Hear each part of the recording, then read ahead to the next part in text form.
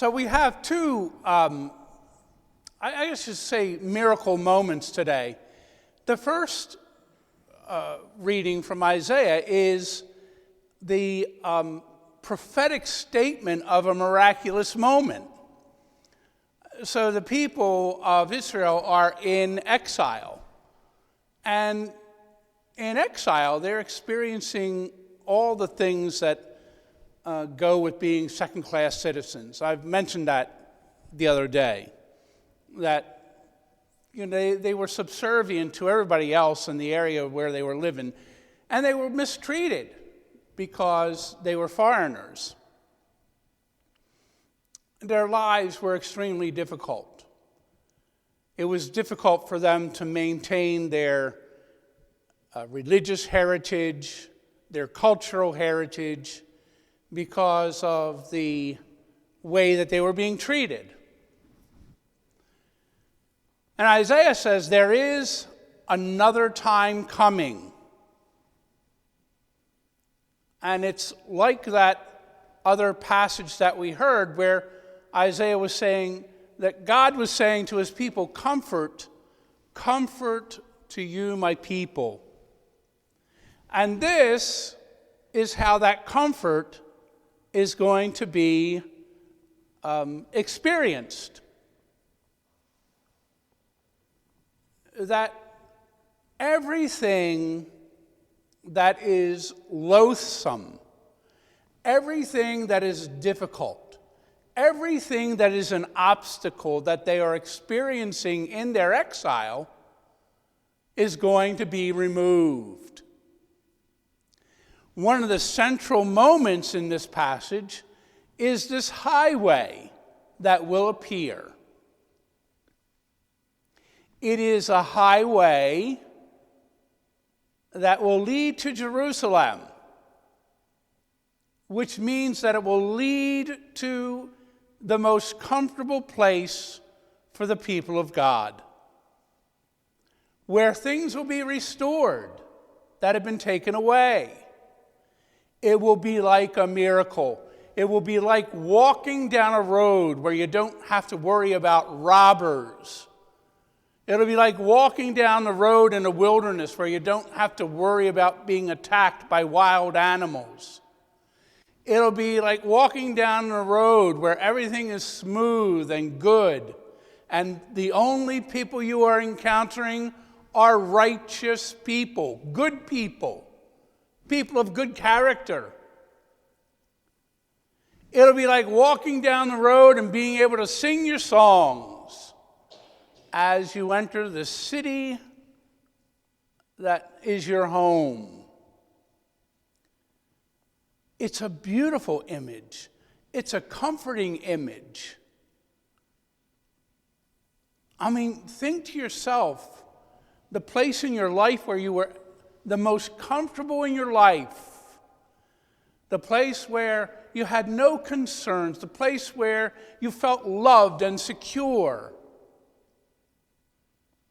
where there were no obstacles, there were no things that interfered with what was going on in your life. Think of that place and recognize that this is what the prophet Isaiah is promising for those who have been in this miserable exile.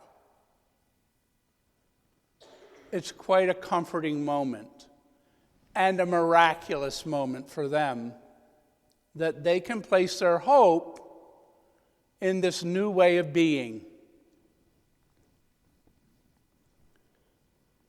Of course, the gospel passage is directly about a miracle.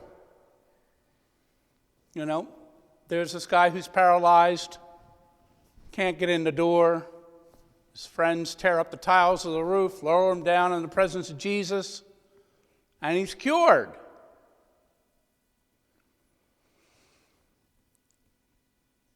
But the miracle in this moment, it takes place in two ways.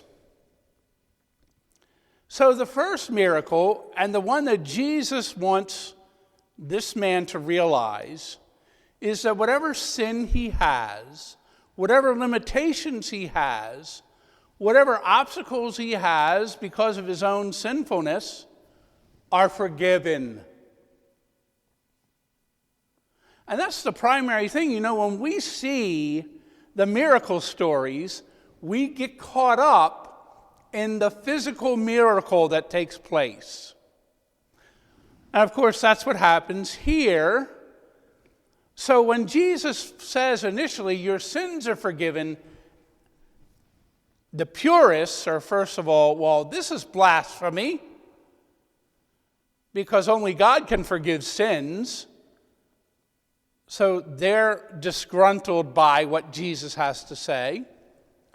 The other people in the crowd who might not be so righteous about that kind of thing are disappointed.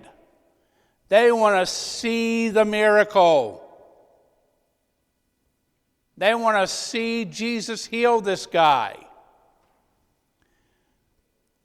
They don't necessarily care about his sins being forgiven. And yet, that's the miracle that Jesus brings attention to. Your sins are forgiven.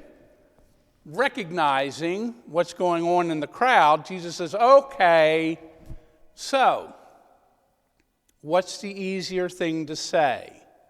And what we would say is, well, the easier thing to say is your sins are forgiven. And as far as Jesus is concerned, and as far as their logic is concerned, that's not the easier thing to do. That's the impossible thing to do. He says that you might believe, and he turns to the guy and says, get up and walk, go home. And he's able to do that. And quite honestly, in that time, in that place, the logic would be, if Jesus can do the lesser thing, he can do the greater thing. And the lesser thing was the healing. I know it doesn't stack up with our understanding of logic and our understanding of, consequences and all the rest of it, because we don't think like that. But that's the way they thought. The lesser thing here would be the physical healing. And if he could do the lesser thing, he could then do the greater thing. And so it becomes proof that he could do the greater thing and forgive sin. And they are astounded.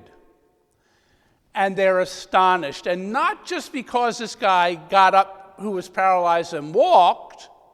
You have to remember that their understanding was his illness was related to his sinfulness. And so it is proof, as far as they are concerned, that this man's sins are indeed forgiven. And that's the miracle. That's the miracle. Now, Jesus Christ has come into the world, this is the underlying theme here, to forgive sin and to bring about salvation. So many times we take that for granted. We assume that to be true. And we want Jesus to fix all the other problems in our lives that annoy us or concern us. But in fact, his ultimate goal is to bring us salvation.